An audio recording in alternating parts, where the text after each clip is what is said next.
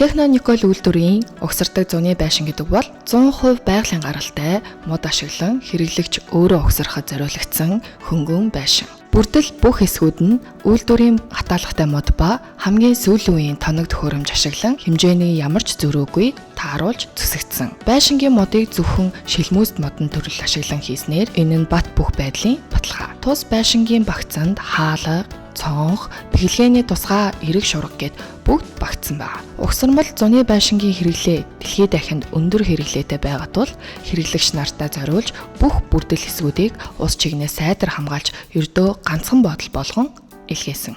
Тус байшинг 2-3 хүний бүрэлдэхүүнтэй угсарахад илүү тохиромжтой. Ямар ч тусгай зориултын багц хэрэггүй бөгөөд гар дор байдаг хамгийн энгийн багажнууд ашиглан угсрах боломжтой.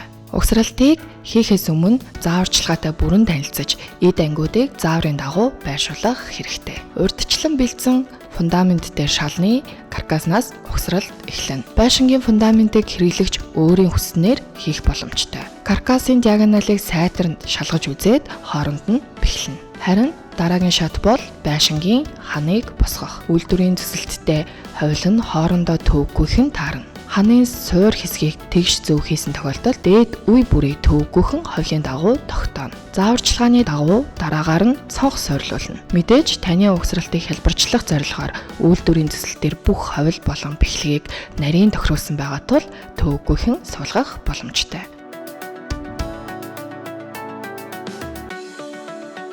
Хан бүрэн болсны дараагаар дээврийн нүүрэн талыг байршуулна. Дээврийн банзыг хуйлтай хийж байгаа тул банз хоорондоо засар зай гаргалгүй найдвартай холбогдно.